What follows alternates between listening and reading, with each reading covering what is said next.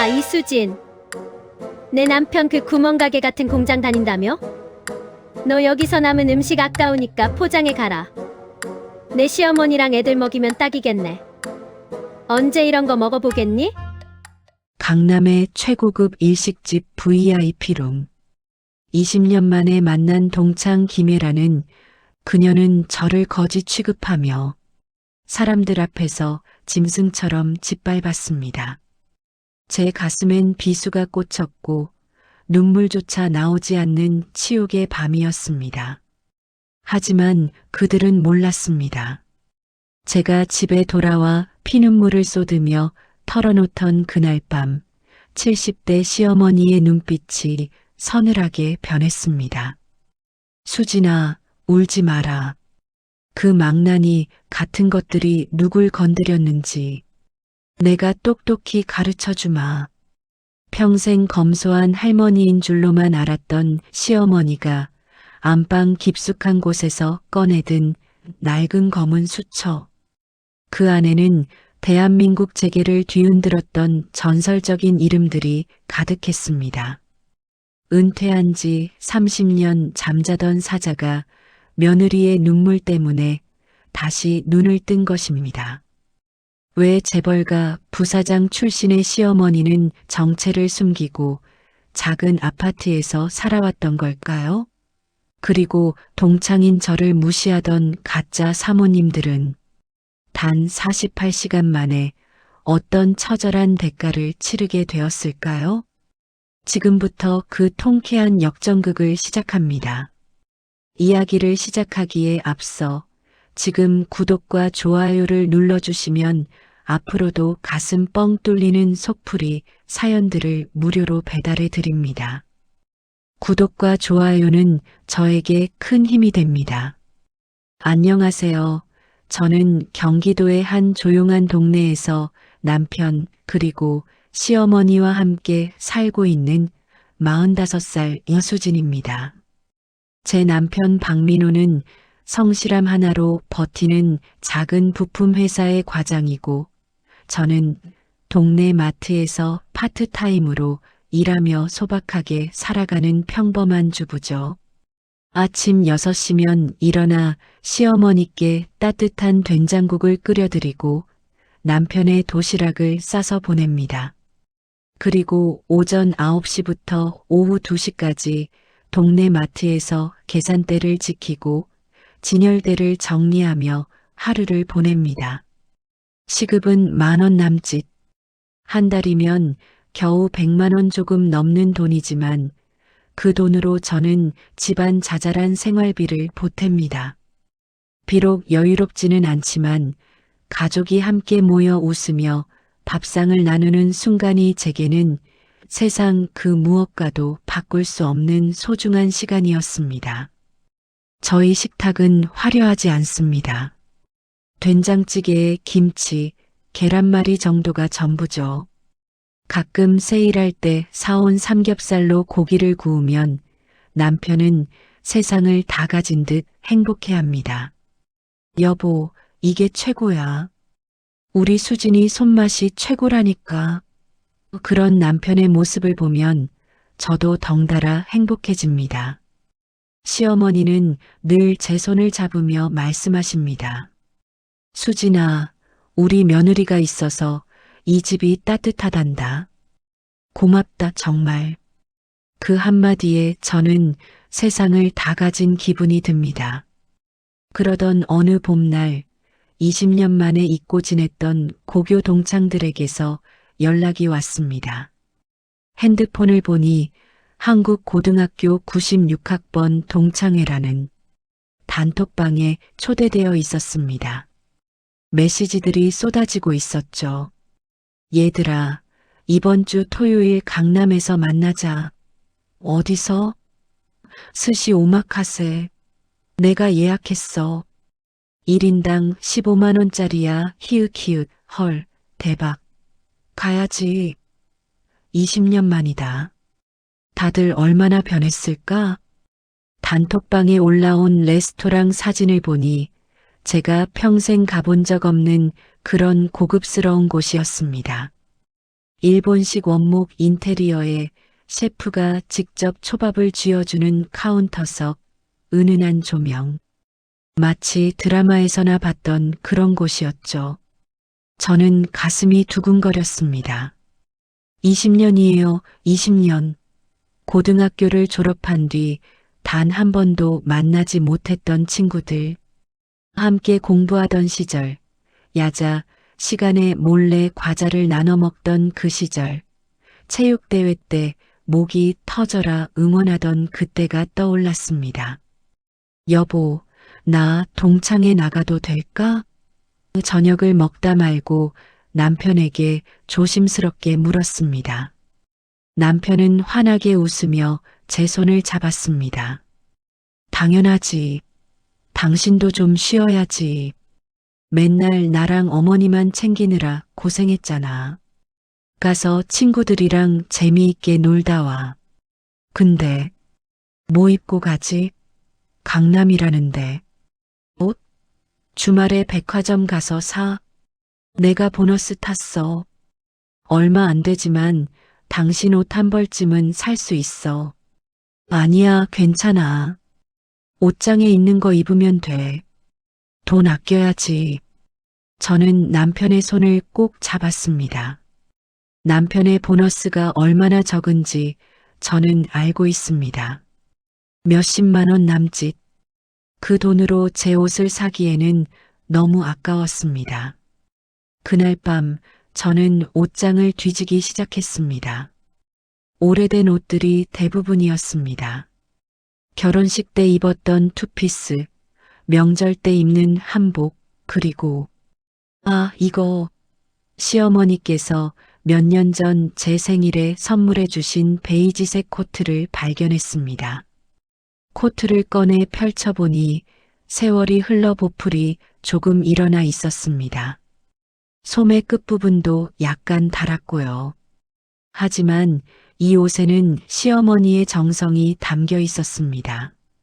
생일날 아침 시어머니께서 포장된 선물 상자를 제 앞에 놓으시며 말씀하셨죠.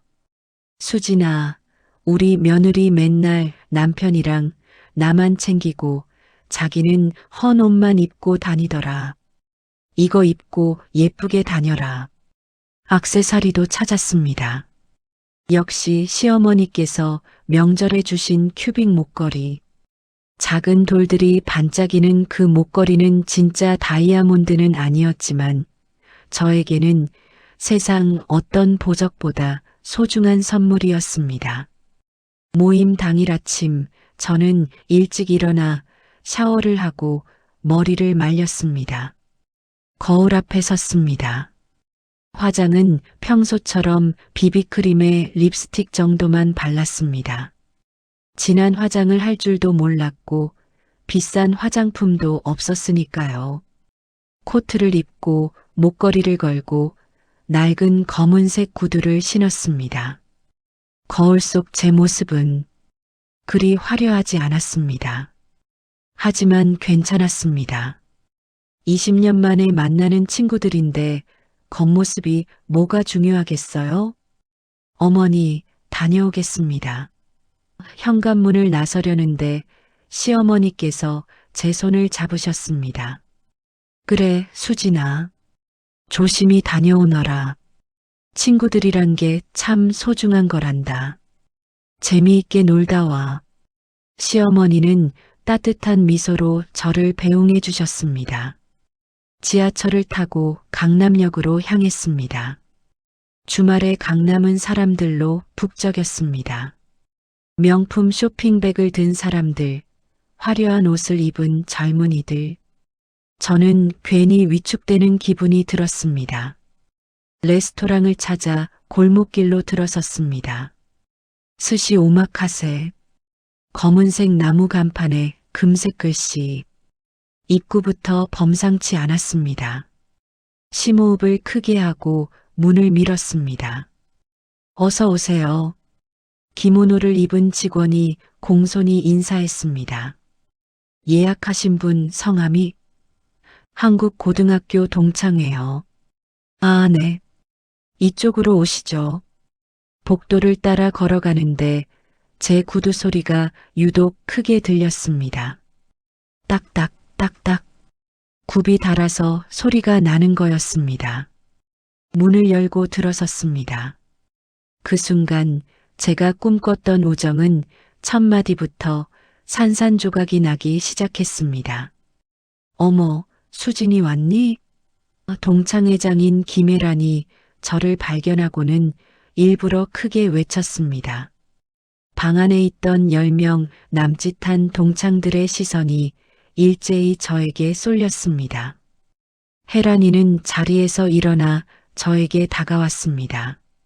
그녀의 손가락에는 눈부시게 반짝이는 다이아몬드 반지가 끼워져 있었고 손목에는 까르띠에 시계가 채워져 있었습니다.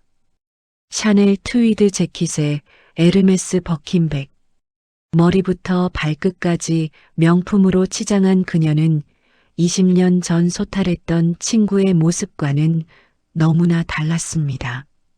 예, 너 얼굴이 왜 이렇게 푸석해? 혹시 어디 아픈 건 아니지? 혜란이가 제 손을 덥석 잡았습니다. 걱정하는 듯한 목소리였지만 그녀의 눈은 제 낡은 구두, 보풀이 일어난 코트, 그리고 빛이 바랜 큐빅 목걸이를 차례차례 훑고 있었습니다. 괜찮아. 그냥 요즘 좀 바빠서. 저는 작게 대답했습니다. 앉아, 앉아. 다들 기다렸어.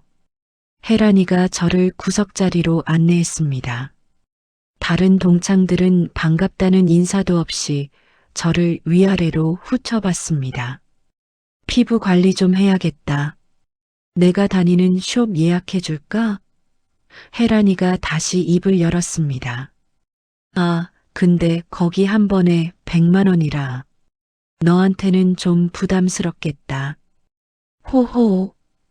옆에 앉은 동창들이 키득거렸습니다. 저는 얼굴이 화끈거렸지만 억지로 웃으며 고개를 끄덕였습니다. 식사가 시작되었습니다. 셰프가 직접 쥐어주는 초밥이 하나씩 나왔습니다. 참치, 연어, 성게알. 평소에는 구경도 못할 음식들이었지만 저는 그 맛을 제대로 느낄 수가 없었습니다. 목구멍이 꽉 막힌 것 같았습니다. 수진아, 내 남편은 뭐 한다고 했지? 혜란이가 사케를 홀짝이며 물었습니다. 방 안이 조용해졌습니다. 모두가 제 대답을 기다렸습니다. 부품 회사에 다녀. 과장이야. 저는 최대한 당당하게 대답했습니다. 아, 그래. 공장 쪽이구나. 혜란이의 얼굴에 묘한 미소가 번졌습니다. 요즘 그런 중소기업들 많이 힘들다던데 먼지 풀풀 날리고 언제 망할지도 모르잖아. 우리 회사는 괜찮아. 남편이 성실하다고 다 되는 게 아니지. 이 바닥이 얼마나 무서운데. 혜란이가 제 말을 자르며 말했습니다. 우리 남편은 건설회사 대표거든. 진성건설 들어봤어? 혜란이는 마치 자신이 그 회사를 경영하는 것처럼 자랑했습니다. 이번에 송파구 대규모 아파트 단지 공사를 땄어. 규모가 무려 2천억이야, 2천억. 신문에도 났다니까? 옆에 앉은 동창 민정이가 거들었습니다. 혜란이 진짜 대단해. 타워 팰리스로 이사 갔다며? 나 초대받아서 다녀왔는데 집이 진짜 어마어마하더라. 거실이 우리 집 평수만 해. 당연하지. 200평대야. 한강뷰에 인테리어만 3억 들어갔어. 호호. 저는 작은 초밥 한 점을 입에 넣었지만 마치 모래알을 씹는 기분이었습니다. 맛도 없고 목구멍으로 넘어가지도 않았습니다. 참, 수진아. 혜란이가 갑자기 저를 똑바로 쳐다봤습니다. 너 요즘도 마트에서 일한다며? 힘들지 않아? 괜찮아. 적응됐어. 하루 종일 서 있으면 다리 엄청 아프잖아. 정맥류 조심해야 돼. 혜란이는 걱정하는 척 했지만 그녀의 눈빛은 차갑기만 했습니다. 내가 좋은 자리 하나 알아봐 줄까? 무슨 자리? 우리 남편 회사 건설 현장 식당에 주방 보조 자리가 있대. 거기서 밥이나 퍼주고 설거지하면 지금보다 훨씬 많이 벌걸? 아줌마 소리 들으면서 말이야. 어때? 해볼래? 그 말에 좌중은 폭소를 터뜨렸습니다. 하하, 김혜란, 너 정말 착하다. 그러니까 친구 생각도 해주고 주방 보조? 수진이한테 딱이네. 요리는 잘하잖아. 저는 굴욕감에 고개를 숙였습니다. 눈물이 날 것 같았지만 꾹 참았습니다. 이 자리에서 울면 더 비참해질 것 같았으니까요. 손이 떨렸습니다. 젓가락을 잡은 손에 힘이 들어가지 않았습니다. 그나저나 수진아, 그 목걸이 어디서 샀어? 혜란이가 제 목에 걸린 큐빅 목걸이를 가리켰습니다. 시어머니께서 선물해 주셨어. 어머, 큐빅이구나. 나는 진짜 다이아인 줄 알았네. 혜란이는 자신의 목에 걸린 불가리 목걸이를 만지작거리며 말을 이었습니다. 하긴 그렇게 큰 게 진짜면 몇 천만 원은 하니까. 호호. 근데 시어머니가 참 재미있으시네. 며느리한테 가짜를 선물하시다니. 이거 봐. 우리 시어머니께서 명절에 주신 건데 4천만 원짜리야. 진짜 다이아몬드는 이렇게 빛이 다르거든. 봐봐, 이 광채. 저는 더 이상 참을 수가 없었습니다. 가슴이 답답했고 숨이 막혔습니다. 미안한데 화장실 좀 다녀올게. 억지로 웃으며 자리에서 일어났습니다. 그래, 다녀와. 혜란이는 만족스러운 표정으로 고개를 끄덕였습니다. 화장실로 가는 복도를 걷는데 뒤에서 웃음소리가 들렸습니다. 진짜 불쌍하다, 수진이. 그러게. 옷도 그렇고 목걸이도 그렇고 마트 알바로 어떻게 살아. 화장실 칸막이에 들어가 문을 잠갔습니다. 그리고 그제야 눈물이 쏟아졌습니다. 조용히 소리 내지 않게 울었습니다. 그때 핸드폰이 진동했습니다. 동창 단톡방에 새 메시지가 왔습니다. 떨리는 손으로 핸드폰을 열었습니다. 혜란이가 올린 사진이었습니다. 제 뒷모습, 복도를 걷는 저를 몰래 찍은 사진, 보풀이 일어난 코트, 굽이 다른 구두, 구부정한 어깨, 제 초라한 모습이 적나라하게 드러나 있었습니다. 그 아래 메시지들이 쏟아졌습니다. 동창의 거지 강림 키읔키읔키읔 옷 좀 사입고 나오지 창피하게 마트 아줌마 티 팍팍 나네 큐빅 목걸이 키읔키읔키읔 시어머니 센스 오진다 그래도 우리가 밥은 사줘야지. 불쌍하잖아 유유인정. 동정표 하나. 저는 핸드폰을 떨어뜨릴 뻔했습니다. 심장이 찢어지는 것 같았습니다. 숨을 쉴 수가 없었습니다. 거울을 봤습니다. 눈가의 주름, 지친 피부, 푸석한 머리카락. 거울 속 제 모습은 그들의 말처럼 초라했습니다. 45살의 평범한 주부. 명품 하나 없는, 꿈도 없는, 그저 하루하루를 사는 여자. 화장실에서 한참을 있다가 나왔습니다. 물로 얼굴을 씻고 눈두덩이를 차갑게 식혔습니다. 다시 억지 미소를 지으며 방으로 돌아갔습니다. 수진이 왔네. 앉아, 앉아. 혜란이가 환하게 웃으며 말했습니다. 하지만 그녀의 눈빛은 여전히 차가웠습니다. 집에 돌아와 현관문을 여는 순간 더 이상 참을 수 없었습니다. 으응. 억눌렀던 감정이 한꺼번에 터져 나왔습니다. 눈물이 쏟아졌습니다.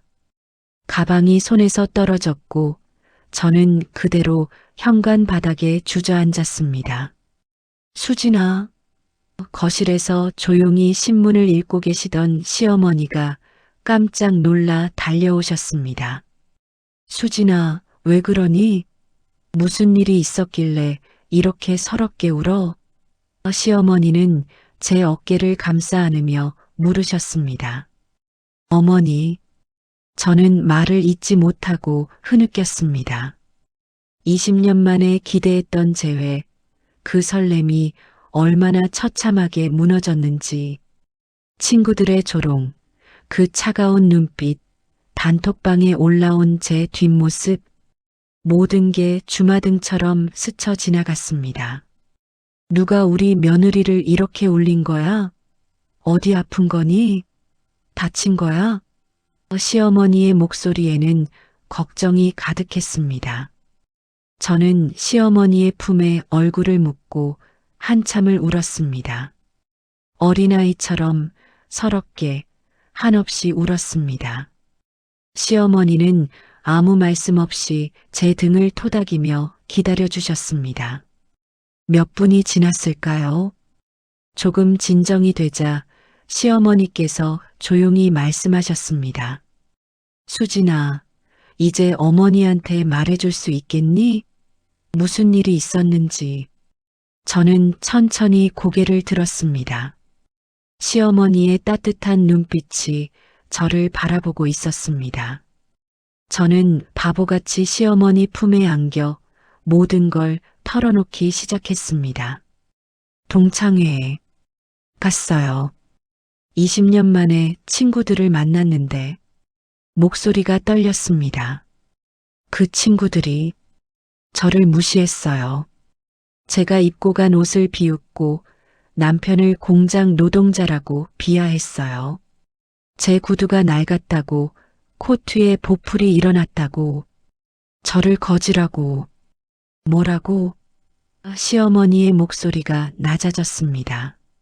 하지만 저는 계속 말을 이었습니다.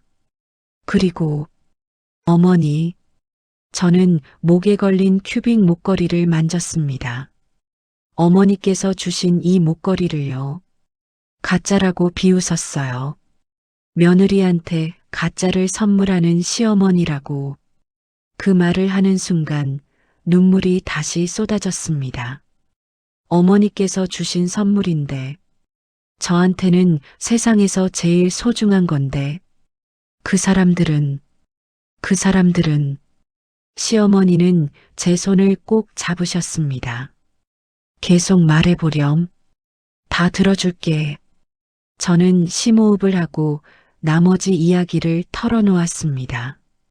김혜란이라는 친구가 회장이래요. 남편이 진성건설 대표라면서 자랑하고 저를 사람들 앞에서 주방 보조나 하라고 했어요. 건설 현장 식당에서 밥이나 퍼주라고. 아줌마 소리 들으면서 그리고 제가 화장실 간 사이에 저는 핸드폰을 꺼냈습니다. 제 뒷모습을 몰래 찍어서 단톡방에 올렸어요. 동창회 거지 강림이라고. 다른 친구들도 다 같이 비웃었어요. 시어머니께 핸드폰을 보여드렸습니다. 단톡방의 메시지들, 제 초라한 뒷모습 사진. 시어머니는 핸드폰을 천천히 보시더니 표정이 굳어지기 시작했습니다. 그것뿐만이 아니에요. 혜란이가 투자를 하라고 했어요. 5천만 원 이상 투자하면 연 20% 확정 수익을 준대요. 제가 돈이 없다고 하니까 시어머니 돈이라도 있으면 투자하라고. 우리 형편을 알면서도 그런 말을 했어요. 이야기를 듣던 시어머니의 온화했던 눈빛이 순간 서늘한 얼음장처럼 차갑게 식어갔습니다. 평소에 한 번도 본 적 없는 차가운 표정이었습니다. 시어머니의 입가가 굳어졌고 턱선이 팽팽해졌습니다.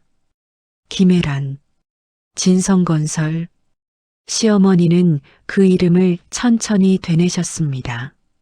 목소리는 낮았지만 그 안에 담긴 무게감이 느껴졌습니다. 대성건설 김혜란이라고 했니? 아니요, 진성건설이요. 남편이 조진수 대표래요. 진성건설. 조진수? 시어머니는 잠시 생각에 잠기시더니 갑자기 벌떡 일어나셨습니다. 그 움직임이 너무 빨라서 저는 깜짝 놀랐습니다. 평소 천천히 움직이시던 시어머니의 모습과는 달랐습니다. 수진아. 시어머니의 목소리가 또렷했습니다. 그 여자가 투자를 권유했다고 했지? 네. 확정 수익 20%를 보장한대요. 근데 어머니, 우리한테는 그런 돈이 어디 있어요. 저는 관심도 없었어요. 잘했다, 수진아. 정말 잘했어. 시어머니의 입가에 차가운 미소가 번졌습니다. 세상에 확정 수익이란 건 없단다. 특히 건설회사가 일반인들한테 투자를 받는다는 건 이상한 일이지. 시어머니는 거실을 천천히 왔다 갔다 하기 시작했습니다. 마치 무언가를 계산하시는 듯한 표정이었습니다. 그 모습이 평소의 온화한 할머니와는 너무 달라서 저는 조금 두려워졌습니다. 어머니, 괜찮으세요? 괜찮다, 수진아. 아주 괜찮아. 시어머니는 갑자기 안방으로 들어가셨습니다. 잠깐만 여기 앉아 있거라. 저는 눈물을 닦으며 소파에 앉아 시어머니를 기다렸습니다. 안방에서 무언가 움직이는 소리가 들렸습니다. 옷장을 여는 소리, 무거운 것을 끄는 소리. 수진아, 이리 와봐라. 시어머니께서 저를 부르셨습니다. 저는 안방으로 들어갔습니다. 시어머니는 옷장 뒤편을 열고 손을 넣고 계셨습니다. 그곳에서 낡은 금고가 나왔습니다. 먼지가 쌓인 오랫동안 사용하지 않았던 것 같은 금고였습니다. 저는 이 금고를 처음 봤습니다. 이런 게 있었다는 것도 몰랐습니다. 어머니, 이게 뭐예요? 수진아, 어머니가 너한테 숨긴 게 있구나. 시어머니는 금고의 번호를 천천히 돌리기 시작했습니다. 오래된 손동작이지만 정확했습니다. 6239. 딸깍. 금고 문이 열렸습니다. 그 안에는 저는 눈을 의심했습니다. 묵직한 금괴 몇 덩이가 반짝이고 있었습니다. 그리고 그 옆에는 빛바랜 명암들이 가득 담긴 검은 가죽 수첩이 놓여 있었습니다. 어머니, 이게... 앉아라, 수진아. 어머니가 이제 진실을 말해주마. 시어머니는 저를 침대에 앉게 하시고 금고에서 검은 가죽 수첩을 꺼내셨습니다. 그리고 천천히 입을 여셨습니다. 수진아, 내가 30년 전에 뭘 했는지 아니? 평범한 주부셨던 거 아니에요? 저는 조심스럽게 대답했습니다. 제가 알기로 시어머니는 평생 가정주부로 사셨습니다. 남편도 그렇게 말했고 저도 그렇게만 알고 있었습니다. 아니다, 수진아. 시어머니는 검은 가죽 수첩을 천천히 펼치셨습니다. 나는 한영그룹의 창립 멤버였단다. 그리고 부사장까지 지냈지. 네, 한영그룹이요? 저는 깜짝 놀라 시어머니를 쳐다봤습니다. 한영그룹이라면 1980년대부터 1990년대까지 대한민국 유통업계를 호령했던 거대 기업이었습니다. 백화점, 할인마트, 편의점, 온 국민이 알던 그 회사였죠. 지금은 다른 그룹에 인수합병되었지만 그 시절에는 정말 대단한 회사였습니다. 어머니가 그 한영그룹의 부사장이셨다고요? 그래. 내가 26살 때 시작해서 53살까지 거의 30년을 거기서 일했단다. 시어머니의 눈빛이 아득해졌습니다. 유통업계를 평정했지. 전국에 백화점을 세우고 할인마트 체인을 만들고 그때는 정말 치열하게 살았어. 시어머니는 수첩을 넘기시며 말을 이었습니다. 이것 봐라. 이 명함들. 수첩 안에는 수십 장의 명함이 정리되어 있었습니다. 대기업 회장들, 국회의원들, 장관들, 금융권 고위층들, 대한민국을 움직이는 사람들의 명함이었습니다. 내가 부사장이었을 때는 말이야. 전화 한 통이면 정부 정책도 바뀌었단다. 은행 대출도 마음대로였지. 내 결제 사인 하나면 수백억이 움직였어. 시어머니의 목소리에는 과거의 권력이 묻어났습니다. 그런데 왜 그만두신 거예요? 정치권의 압박과 권력 다툼. 그게 너무 지독했단다. 시어머니는 한숨을 쉬셨습니다. 사람들이 변하는 걸 봤어. 돈과 권력 앞에서 친구도 동료도 없었지.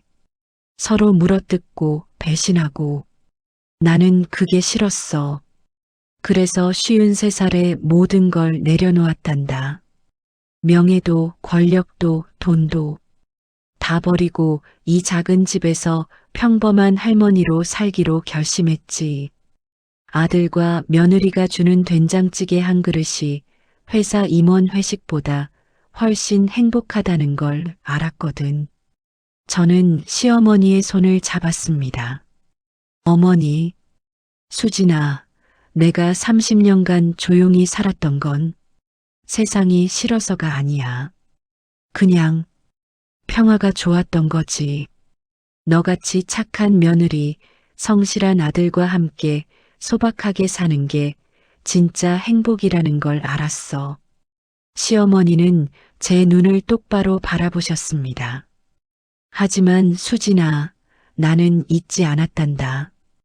이 바닥이 어떻게 돌아가는지, 사람들이 얼마나 무서운지, 그리고 시어머니의 목소리가 차갑게 가라앉았습니다. 내 며느리를 감히 누가 건드리면 그 대가가 어떤 건지 똑똑히 보여줄 수 있다는 것도 말이야. 시어머니는 수첩에서 명함 한 장을 꺼내셨습니다. 국민은행 박재홍 행장. 이 사람 아직 은행에 있을 거야. 30년 전 어머니가 발탁한 사람이거든. 시어머니는 핸드폰을 꺼내 전화를 거셨습니다. 신호음이 몇 번 울렸습니다. 여보세요? 박 행장, 나 한영그룹 정옥순입니다. 수화기 너머로 깜짝 놀란 목소리가 들렸습니다. 예, 정 부사장님? 아니, 이게 정말 얼마만입니까? 목소리가 그대로시네요. 오래간만이네요, 박 행장. 건강하시죠? 네, 덕분에 잘 지내고 있습니다. 그런데 부사장님께서 갑자기 전화를 주시다니. 혹시 무슨 일이시라도 부탁 하나만 하세. 진성건설이라는 회사 혹시 아시나? 전화기 너머로 잠깐의 침묵이 흘렀습니다. 진성건설. 아, 그 회사요. 요즘 내부에서 소문이 좀 있습니다. 투자 사기건으로. 그래, 그 회사 맞아. 자금 흐름 좀 봐주시겠어?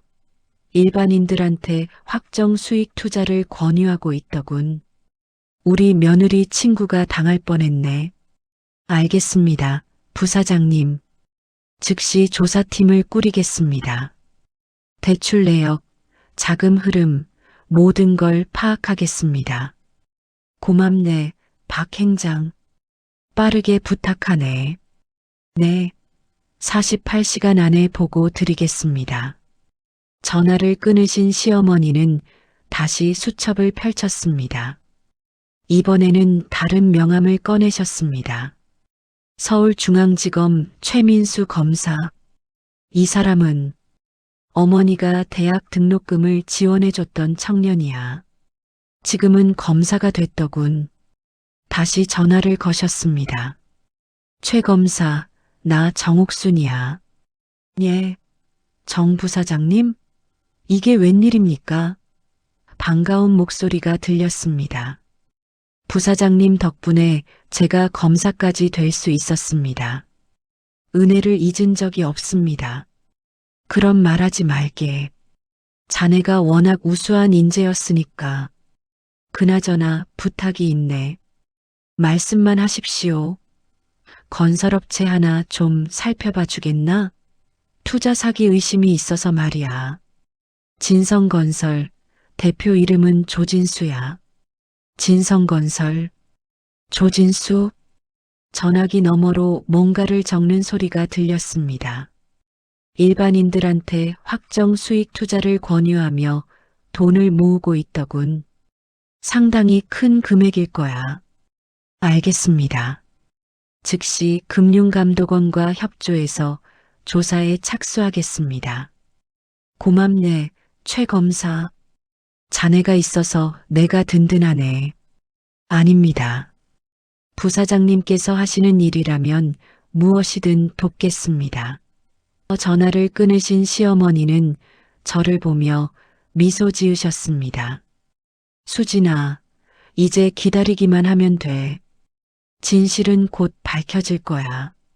어머니, 정말 괜찮으실까요? 괜찮고 말고 내가 30년간 쌓아온 인맥이 헛되지 않았단다. 오냐, 내 며느리 눈에서 피눈물 나게 한 대가가 어떤 건지 똑똑히 보여주마.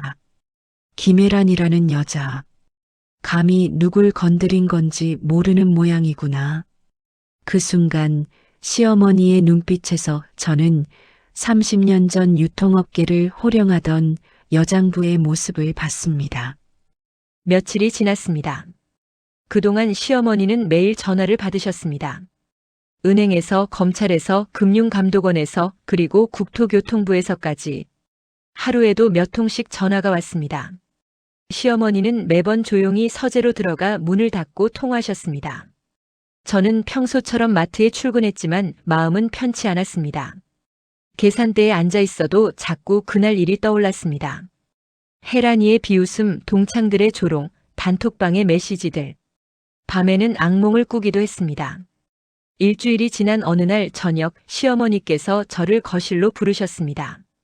수진아, 이리 와서 앉아봐라. 테이블 위에는 두꺼운 서류 뭉치가 놓여 있었습니다.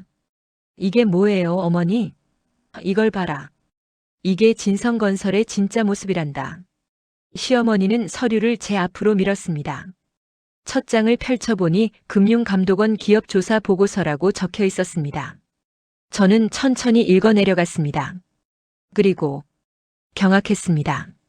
어머니, 이게 진짜예요? 다 사실이야. 은행과 검찰이 일주일간 밤낮으로 조사한 거란다. 서류에는 충격적인 내용들이 가득했습니다. 진성건설의 부채는 총 580억 원. 지난 3년간 적자가 누적되어 있었고 이자도 제대로 갚지 못하는 상황이었습니다. 혜란이가 자랑했던 송파구 대규모 아파트 공사도 거짓이었습니다.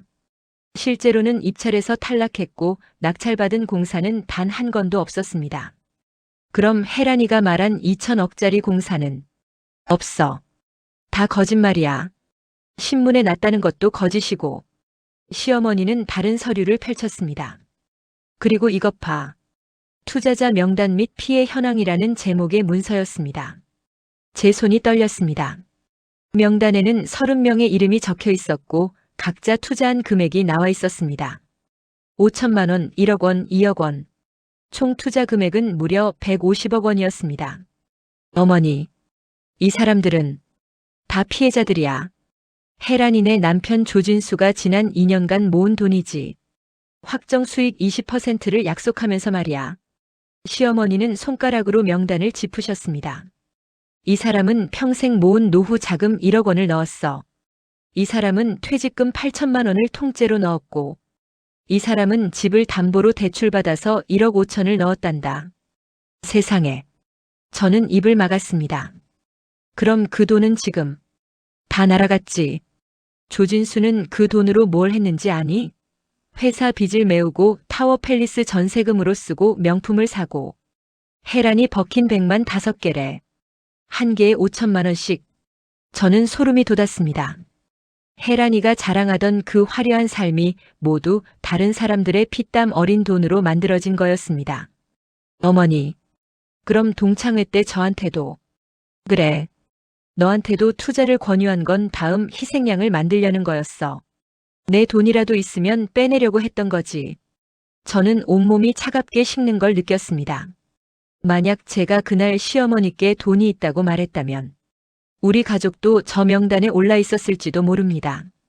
그런데 어머니, 이제 어떻게 되는 거예요? 검찰에서 조만간 조진수를 잡을 거야. 증거가 이렇게 명확한데 도망갈 수 없지. 자본시장법 위반 사기 횡령. 죄목이 한두 개가 아니야. 시어머니는 제 손을 꼭 잡으셨습니다. 그리고 수진아, 혜란이가 다음 달 생일 파티를 호텔에서 연다고 들었어. 롯데호텔 VIP룸에서 말이야. 네. 단톡방에 초대장이 왔어요. 하지만 저는 안 갈 거예요. 다시는 그 사람들 얼굴 보기 싫어요. 아니다, 수진아. 가야 해. 시어머니의 눈빛이 반짝였습니다. 이번에는 내가 같이 가마. 그리고 제대로 된 귀부인이 뭔지, 진짜 품격이 뭔지, 그리고 가짜들의 종말이 어떤 건지 똑똑히 보여주자꾸나. 하지만 어머니, 걱정하지 마라. 내가 다 계획이 있단다. 검찰에서 그날 오후에 조진수를 체포하기로 했어. 타이밍이 완벽하지. 시어머니는 저를 일으켜 세우시고는 백화점으로 데려가셨습니다. 명품 매장 앞에서 저는 주춤했습니다. 어머니, 너무 비싸요. 괜찮아. 내가 30년간 모아둔 돈이 있단다. 오늘은 내 며느리 제대로 꾸며줄 거야. 그날 시어머니는 제게 우아한 네이비 실크 원피스를 사주셨습니다. 화려하지 않지만 고급스러운 진주 버튼이 달린 원피스였습니다. 그리고 진주 귀걸이와 가죽 핸드백도 함께 골라주셨습니다. 이게 진짜 명품이란다, 수진아. 로고가 크게 박혀있지 않아도 품격은 숨길 수 없는 거야. 옷감을 봐라. 이 실크의 광택을. 이 봉제선을. 이게 진짜야. 시어머니는 제게 옷을 입는 법, 걷는 법, 자세를 가르쳐 주셨습니다. 당당하게 걸어라. 고개를 들고 어깨를 펴고. 내가 잘못한 게 하나도 없으니까. 오히려 저 사람들이 부끄러워해야 하는 거야. 파티 전날 밤 시어머니는 안방 깊숙한 옷장을 여셨습니다. 그 안에는 30년 전 맞춤 제작한 샤넬 트위드 슈트가 걸려 있었습니다. 베이지색 재킷과 스커트, 그리고 매칭되는 체인 장식까지. 시간이 지났어도 여전히 우아한 옷이었습니다. 어머니, 이 옷. 30년 전 내가 한영그룹 부사장 취임식 때 입었던 옷이란다. 파리에서 직접 맞춘 거야. 한 번도 버리지 못했지. 시어머니는 옷을 꺼내 몸에 대보셨습니다. 아직도 맞네. 내가 체형 관리를 꾸준히 했거든. 호호호. 시어머니는 또 다른 옷장에서 에르메스 빈티지 캘리백을 꺼내셨습니다. 깊은 갈색의 가죽백은 세월의 흔적이 있었지만 그 품격은 오히려 더 빛났습니다. 이 가방은 내가 40살 생일 때 선물 받은 거야. 프랑스 본사에서 특별 제작한 한정판이란다. 전 세계에 100개밖에 없는 가방이지. 정말 아름다워요, 어머니. 그렇지? 진짜 명품은 시간이 지나도 가치가 떨어지지 않는단다. 오히려 빛이 나지. 드디어 결전의 날이 밝았습니다. 토요일 오후 햇살이 밝게 빛나는 날이었습니다. 하지만 제 마음속에는 긴장감이 가득했습니다. 시어머니는 아침 일찍 일어나 샤워를 하시고 머리를 단정하게 올리셨습니다. 그리고 30년 전 샤넬 트위드 슈트를 꺼내 입으셨습니다. 베이지색 재킷이 시어머니의 은발과 완벽하게 어울렸습니다. 에르메스 빈티지 캘리백을 들고 진주 귀걸이를 하신 시어머니는 마치 다른 사람 같았습니다. 평소의 동네 할머니가 아니었습니다. 30년 전 유통업계를 호령하던 한영그룹 부사장 정옥순. 그 카리스마가 온몸에서 뿜어져 나왔습니다. 세월이 흘렀어도 그 기품은 숨길 수 없었습니다. 수진아, 준비됐니? 네, 어머니. 저도 네이비 실크 원피스를 입고 진주 귀걸이를 했습니다. 거울을 보니 일주일 전에 초라했던 제 모습과는 달랐습니다. 당당해 보였습니다. 자, 가자꾸나. 오늘은 제대로 된 마무리를 지어야지. 시어머니가 제 손을 잡으셨습니다. 그 손에서 힘이 느껴졌습니다. 우리는 택시를 타고 롯데호텔로 향했습니다. 호텔 로비에 들어서자 직원들이 공손히 인사했습니다. 어서 오십시오. 시어머니는 당당하게 걸어가셨고 저도 그 뒤를 따랐습니다. 엘리베이터를 타고 27층 VIP룸으로 올라갔습니다. 복도를 걷는데 저는 숨을 깊게 들이마셨습니다. 당당하게 수진아. 너는 잘못한 게 없어. 시어머니의 말씀이 떠올랐습니다. 사파이어 홀 생일 파티는 이쪽입니다. 호텔 직원이 안내했습니다. 커다란 양문이 보였습니다. 시어머니는 제 손을 꼭 잡으시고는 조용히 문을 여셨습니다. 파티장은 이미 동창들로 가득했습니다. 샴페인 잔을 든 사람들, 화려한 드레스를 입은 여자들, 풍선과 꽃장식으로 꾸며진 홀. 중앙에는 거대한 케이크가 놓여 있었고 그 옆에 혜란이가 서 있었습니다. 혜란이는 빨간색 이브닝 드레스를 입고 있었습니다. 목에는 거대한 다이아몬드 목걸이, 손목에는 불가리 팔찌. 온몸이 반짝였습니다. 동창들은 그녀를 둘러싸고 아부를 쏟아내고 있었습니다. 혜란아, 생일 축하해. 오늘 정말 여신 같아. 그 드레스 얼마야? 진짜 예쁘다. 우리가 문을 열고 들어서자 홀이 잠시 조용해졌습니다. 사람들의 시선이 일제히 저희에게 쏠렸습니다. 혜란이도 고개를 돌렸습니다. 어머, 수진아. 혜란이가 저를 발견하고는 다가왔습니다. 오늘은 웬일로 좀 챙겨 입었네. 지난번보다 훨씬 낫잖아. 호호호. 하지만 그녀의 눈은 제 옆에 서 있는 시어머니를 훑고 있었습니다. 옆에 분은 누구셔? 어머니.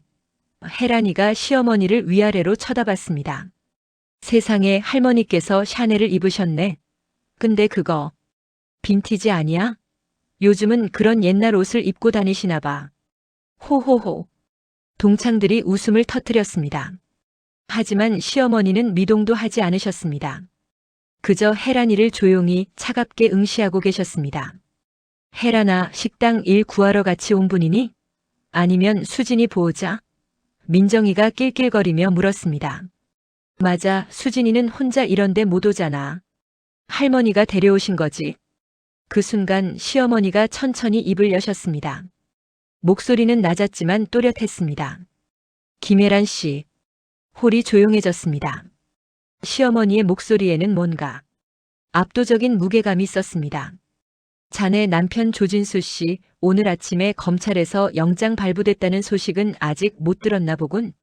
시어머니가 혜란이의 눈을 똑바로 응시하며 말씀하셨습니다. 혜란이의 얼굴이 순간 굳었습니다. 뭐라고요? 여기서 샴페인이나 터트리고 있을 때가 아닐 텐데. 지금쯤 남편은 구치소로 가는 호송차에 타고 있을 거야. 노인네가 노망이 났나? 어디서 저주를 퍼부어. 혜란이가 얼굴이 흑빛이 되어 소리쳤습니다. 우리 남편이 무슨 잘못을 했다고. 당장 안 나가. 동창들도 웅성거리기 시작했습니다. 뭐야, 저 할머니? 수진이가 시어머니 데려와서 뭐 하는 거야? 하지만 바로 그때였습니다. 쾅! 호텔 VIP룸의 양문이 거칠게 열렸습니다. 검은 양복을 입은 수사관 4명이 들이닥쳤습니다. 뒤따라 경찰관 2명도 들어왔습니다. 김혜란 씨, 선두의 수사관이 혜란이를 향해 걸어왔습니다. 당신 남편 조진수 대표가 오늘 오전 10시 자본시장법 위반 및 사기 혐의로 긴급 체포되었습니다. 뭐라고요? 혜란이가 뒤로 비틀거렸습니다.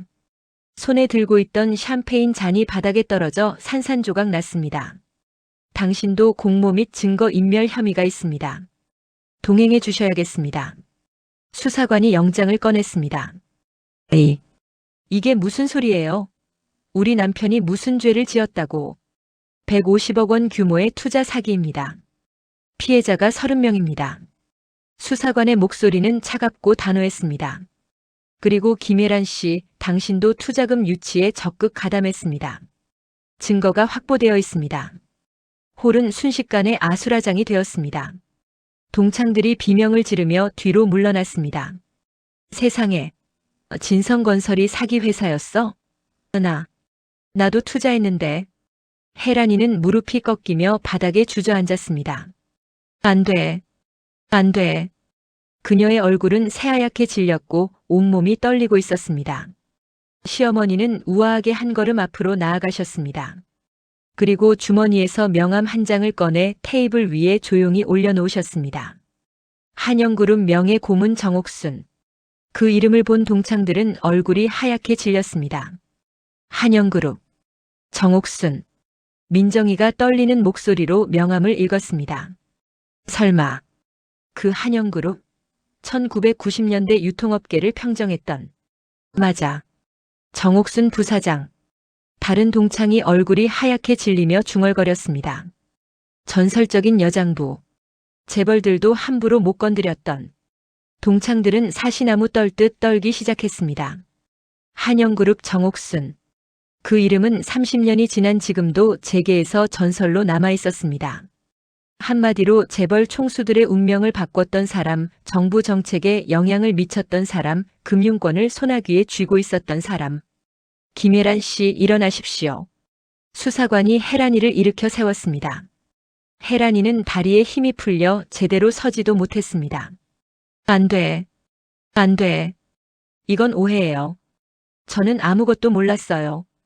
타워 팰리스 전세금 12억 원, 에르메스 버킨백 5개, 불가리 다이아몬드 목걸이 8천만 원. 모두 투자금으로 구매한 것들입니다. 영수증이 다 확보되어 있습니다. 수사관이 차갑게 말했습니다. 그리고 투자자들에게 확정 수익 20%를 보장하며 돈을 모은 것, 당신도 직접 참여했습니다. 당신 동창 3명도 피해자 명단에 있습니다. 그 말에 홀 안이 술렁거렸습니다.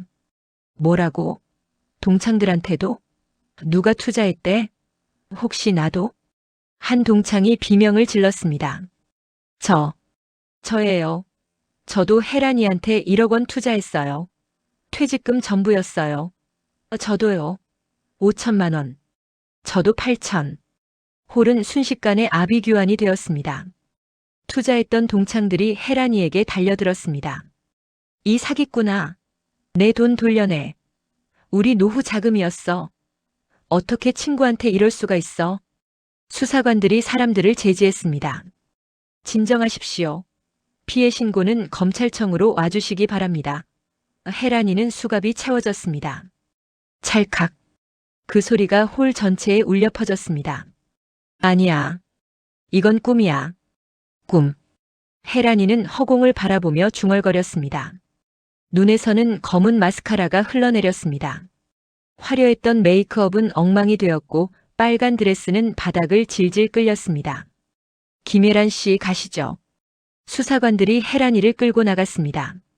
혜란이는 끌려가면서도 계속 부르짖었습니다. 안 돼. 내 생일 파티야. 내 파티라고. 문이 닫혔습니다. 홀은 무거운 침묵에 휩싸였습니다. 화려했던 파티는 한순간에 장례식장처럼 변했습니다. 사람들은 서로의 얼굴만 쳐다볼 뿐 아무 말도 하지 못했습니다. 시어머니는 조용히 홀 중앙으로 걸어가셨습니다. 모든 시선이 시어머니에게 집중되었습니다.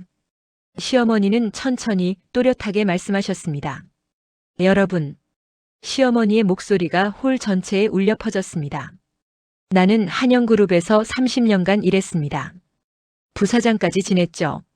그 세월 동안 수많은 사람들을 봤습니다. 진짜 부자도 가짜 부자도 착한 사람도 악한 사람도. 시어머니는 동창들을 하나하나 바라보셨습니다. 명품 가방이 사람을 만드는 게 아닙니다. 비싼 옷이 품격을 만드는 게 아니에요. 그 가방을 든 사람의 인격이, 그 옷을 입은 사람의 마음씨가 진짜 명품을 만드는 겁니다. 동창들은 고개를 숙였습니다. 누구도 시어머니의 눈을 바라볼 수 없었습니다. 내 며느리 수진이는 비록 화려하지 않았지만 착하고 성실한 사람입니다. 시어머니를 정성껏 모시고 남편을 사랑하고 정직하게 살아갑니다. 그런 사람을 여러분은 무시하고 조롱했습니다. 죄송합니다.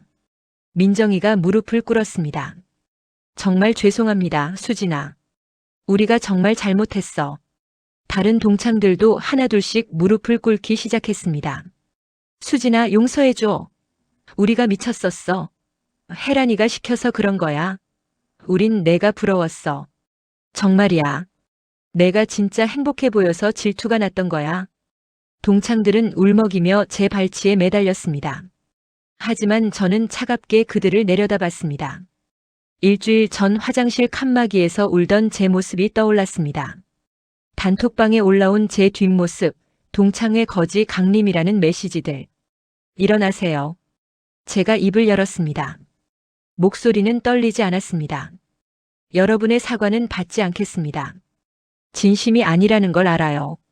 지금 무서워서 시어머니 때문에 무릎 꿇는 거잖아요. 아니야, 수진아. 진심이야. 정말 미안해. 하지만 저는 고개를 저었습니다. 여러분은 혜란이가 권력이 있을 때는 아첨했고 저처럼 약해 보이는 사람은 짓밟았어요. 그게 여러분의 본 모습이에요. 저는 시어머니 옆으로 다가갔습니다. 어머니, 이제 가요. 더 이상 이 사람들과 함께 있고 싶지 않아요. 그래, 수진아. 가자. 시어머니는 제 어깨를 감싸 안으셨습니다. 우리는 당당하게 홀을 향해 걸어갔습니다. 뒤에서 동창들의 울음소리가 들렸습니다. 수진아, 수진아. 하지만 저는 뒤돌아보지 않았습니다. 문을 열고 나가는 순간 시어머니께서 마지막으로 말씀하셨습니다. 참 여러분, 혜란이한테 투자하신 분들, 돈은 돌려받기 힘들 겁니다. 회사가 파산하거든요. 명품 가방 살 돈으로 노후를 준비하시길. 문이 닫혔습니다. 뒤에서 비명 소리가 들렸지만 우리는 계속 걸었습니다. 복도를, 엘리베이터를, 로비를. 당당하게, 우아하게 함께. 시어머니는 비굴하게 매달리는 그들을 뒤로 한 채 제 어깨를 감싸 안고 당당히 호텔을 나오셨습니다. 로비를 걸어나가는 우리를 호텔 직원들이 공손히 배웅했습니다. 햇살이 눈부셨습니다. 수진아. 시어머니께서 조용히 말씀하셨습니다. 오늘 기분이 어떠니? 시원해요, 어머니. 그리고 저는 시어머니의 손을 꼭 잡았습니다. 고마워요. 어머니가 아니었으면 저는 평생 그 굴욕을 안고 살았을 거예요. 아니다, 수진아. 내가 한 게 아니야. 내가 잘못한 게 하나도 없었으니까 내가 나선 거란다. 시어머니는 제 얼굴을 쓰다듬으셨습니다. 명품 가방이 사람을 만드는 게 아니라 그 가방을 든 사람의 인격이 명품을 만드는 거란다. 항상 기억해라. 네, 어머니. 그리고 수진아, 저런 가짜 인연들에 다신 마음 다치지 마라. 진짜 가족, 진짜 사랑이 얼마나 소중한지 오늘 깨달았지? 네, 어머니. 정말로요. 택시를 타고 집으로 돌아오는 길 시어머니는 창밖을 바라보며 조용히 말씀하셨습니다. 수진아, 어머니가 30년 전 권력을 내려놓은 건 말이야. 행복의 의미를 알았기 때문이란다. 수백억을 움직여도 재벌들과 식사를 해도 정작 마음은 텅 비어 있었어. 하지만 지금은 다르단다. 아침에 내가 끓여주는 된장찌개 한 그릇, 너희 부부가 소곤소곤 이야기하는 모습. 그게 진짜 행복이더구나. 시어머니의 목소리는 따뜻했습니다. 집에 도착하니 남편이 현관에서 기다리고 있었습니다. 여보, 어머니, 어떻게 됐어? 남편은 걱정스러운 얼굴로 우리를 맞았습니다. 잘 해결됐어, 민호야. 시어머니께서 웃으며 말씀하셨습니다. 우리 며느리가 아주 당당했단다. 여보, 정말 괜찮아? 남편이 제 손을 잡았습니다. 응, 괜찮아. 아니, 괜찮은 정도가 아니라 정말 시원해. 그날 저녁, 저는 남편이 좋아하는 김치찌개를 끓였습니다. 화려한 호텔 음식보다 훨씬 맛있었습니다. 어머니, 오늘 정말 멋지셨어요. 남편이 말했습니다. 30년 전 이야기를 들었는데 정말 놀랐어요. 호호호, 이제 다 옛날이야. 지금은 그냥 평범한 할머니란다. 시어머니는 김치찌개를 한술 떠서 드시며 환하게 웃으셨습니다. 그 일이 있은 후 며칠 뒤 뉴스에 대서특필되었습니다. 진성건설 대표 구속, 150억 원 투자 사기 혐의. 조진수는 징역 12년을 선고받았고 혜란이도 공모 혐의로 징역 5년을 선고받았습니다. 타워팰리스는 경매로 넘어갔고 그 화려했던 명품들도 모두 압류되었습니다. 동창들은 매일같이 우리 집 앞에 찾아왔습니다. 용서를 빌기 위해서였습니다. 하지만 저는 그들을 만나지 않았습니다. 시어머니께서 현관에서 조용히 말씀하셨습니다. 여러분 돌아가시죠. 수진이는 여러분을 만나고 싶어 하지 않습니다. 하지만 정말 죄송하다고 전해주세요. 사과는 들었습니다. 하지만 용서는 별개의 문제입니다. 여러분이 수진이에게 한 상처는 사과로 지워지지 않습니다. 시어머니의 단호한 말씀에 동창들은 결국 발길을 돌렸습니다. 그들의 뒷모습을 보며 저는 홀가분함을 느꼈습니다. 더 이상 그 사람들에게 마음을 쓸 필요가 없었습니다. 한 달이 지났습니다. 다시 돌아온 평범한 일상. 저는 다시 마트에 출근하고 시어머니는 시장 바구니를 들고 동네를 다니시며 세일하는 물건들을 찾아다니셨습니다. 평범한 할머니로 돌아오신 겁니다. 하지만 저는 이제 압니다. 제 곁에 계신 이분이 세상 그 어떤 권력보다 강한 사랑으로 저를 지켜주고 계신다는 것을요. 30년 전의 명예도 권력도 다 내려놓으셨지만 가족을 위해서는 언제든 다시 일어서실 수 있는 분이라는 것을. 어느 저녁 저는 시어머니께 여쭤봤습니다. 어머니 후회하지 않으세요? 30년 전 그 자리를요. 시어머니는 환하게 웃으셨습니다. 후회? 전혀. 수진아, 나는 지금이 가장 행복하단다. 부사장 자리에 있을 때는 매일 긴장했어. 언제 배신당할지 누가 나를 끌어내릴지. 하지만 지금은 아침에 눈 뜨면 며느리가 끓여준 국물 냄새가 나고 아들이 어머니 잘 주무셨어요? 하고 인사하고. 이게 진짜 권력이고 진짜 명품이란다. 어머니. 저는 눈시울이 뜨거워졌습니다. 어머니, 오늘 저녁은 제가 제일 맛있는 김치찌개 끓여드릴게요. 그래, 수진아. 우리 며느리찌개가 세상에서 제일 맛있지. 그거면 충분하다. 정말 충분해. 그날 저녁 우리 가족은 작은 식탁에 둘러앉아 김치찌개를 먹었습니다. 호텔의 호화로운 음식도 동창들의 허세 가득한 자랑도 부럽지 않았습니다. 이 따뜻한 밥상, 서로를 아끼는 마음, 진심으로 웃을 수 있는 이 순간이 진짜 행복이었습니다. 화려함은 순간이지만 가족의 사랑은 영원합니다. 명품 가방도 비싼 집도 화려한 파티도 진짜 행복을 만들어주지 못합니다. 진심으로 나를 아끼고 힘들 때 내 편이 되어주고 함께 눈물 흘려주는 사람. 그게 진짜 명품이고 진짜 부자입니다. 여러분도 겉모습으로 사람을 판단하는 세상의 풍파 속에서 진정한 내 편의 소중함을 잊지 마시길 바랍니다. 화려한 것보다 따뜻한 것이, 비싼 것보다 진심이 담긴 것이 더 가치 있다는 것을 기억해 주세요. 지금까지 속풀이 극장이었습니다. 항상 건강하시고 행복하세요.